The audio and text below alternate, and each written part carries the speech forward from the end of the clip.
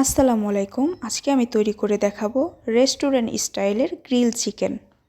Grill চিকেনটা খেতে কিন্তু অসম্ভব মজার হয়ে থাকে। এজন্য এখানে আমি একটা বুকের এক সাইডের চিকেন নিয়ে নিয়েছি। এটাকে আমি সুন্দরভাবে ছুরির সাহায্যে পিস পিস করে কেটে নেব। যত ভালোভাবে এটাকে কেটে নেওয়া হবে, এটার ভিতরে কিন্তু অনেক ভালোভাবে মশলাগুলো ঢুকতে সাহায্য করবে। আর যত ভালোভাবে ভিতর পর্যন্ত মশলাগুলো ঢুকবে, চিকেনটা খেতে কিন্তু ততটাই মজার হবে। তো এখন আমি একটা মশলা রেডি করে নিচ্ছি।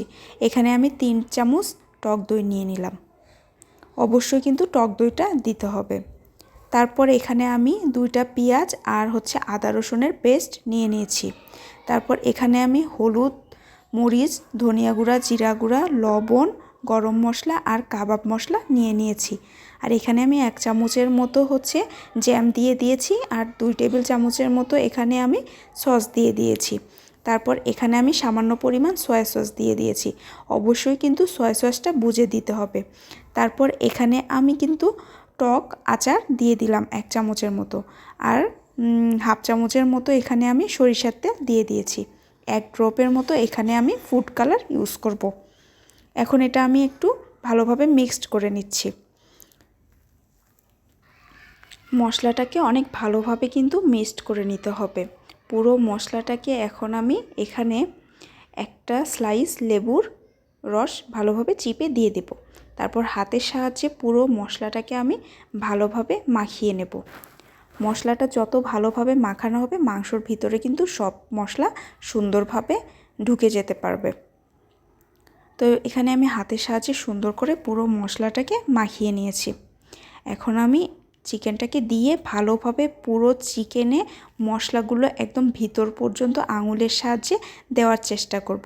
যত ভিতর পর্যন্ত চিকেনের মশলাটা যাবে, চিকেনটার পুরো মাংসের মধ্যে কিন্তু ফ্লেভার এবং মশলাগুলো যাওয়ার কারণে খেতে কিন্তু অসম্ভব মজার লাগবে। তো অবশ্যই চেষ্টা করবেন হাতের সাহায্যে পুরো চিকেনটাকে ভালোভাবে মাখিয়ে নেওয়ার জন্য। তো এটাকে আমি ম্যারিনেট করার জন্য রেখে দিচ্ছি সাইডে। তো ম্যারিনেট হয়ে যাওয়ার পরে এখানে আমি প্রায় 2-3 ঘন্টার মতো ম্যারিনেট করে নিয়েছি। তারপর এখানে আমি একটা ফ্রাই প্যান বসিয়ে দিয়েছি। এখানে আমি হাফ কাপের মতো তেল এখানে ইউজ করে নিয়েছি। বেশি তেলের কোনো প্রয়োজন হয় না, পরিমাণ মতো তেল দিলেই কিন্তু এই চিকেনটাকে ভালোভাবে ফ্রাই করে নেওয়া যাবে। তো এখন আমি প্রথমে তেলটাকে একদম ফুল হিটে গরম করে নেব। গরম হয়ে গেলে এখানে আমি চিকেন পিসটাকে দিয়ে দেব। আমি এক পাশে 1 মিনিটের মতো ভালোভাবে ভেজে নেব। তারপর চিকেনটাকে কিন্তু আমি অন্য পাশ উল্টিয়ে দেব।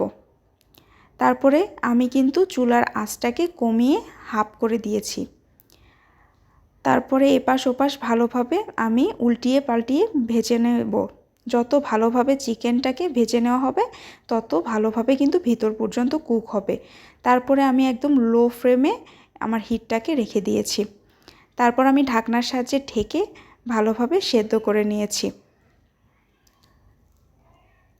তারপর আমি এই চিকেনটাকে ভালোভাবে এপাশ ওপাশ করে ভেজে নিচ্ছি। দেখুন চিকেনটা দেখতে কিন্তু অসম্ভব সুন্দর লাগছে, খেতেও কিন্তু অনেক মজার হয়েছিল। আপনারা চাইলে কিন্তু বাসায় গ্রিল চিকেন বানিয়ে খেতে পারেন। আর আপনারা যখন বাসায় তৈরি করবেন, দেখবেন রেস্টুরেন্ট থেকেও অনেক বেশি মজার হবে এটা খেতে। তো আমার চিকেনটা ভালোভাবে ভেজে নেওয়া হয়ে গিয়েছে। এখন আমি সাইডের যে মশলাগুলো ছিল চিকেনের, এই মশলাগুলোকে ভালোভাবে ভুনা করে নেব। এই মশলাটাও কিন্তু আমরা এই চিকেনের সঙ্গে খাবো, এই জন্য এই মশলাটাকে ভালোভাবে ভুনা করে নিতে হবে। তো আমি অল্প আছে এই চিকেনের মশলাটাকে ভালোভাবে রান্না করে নিচ্ছি। ভালোভাবে নেড়েচেড়ে এটাকে রান্না করে নিতে হবে। নাড়া কিন্তু অফ রাখা যাবে না, তাহলে কিন্তু যে কোনো সাইড পুড়ে যেতে পারে। তো আমি ভালোভাবে মশলাটাকে এখানে রান্না করে নিয়েছি। আর এই গ্রিল চিকেনের সাথে আমি এখানে লুচি নিয়েছি আর একটা গ্রিল সস নিয়ে নিয়েছি।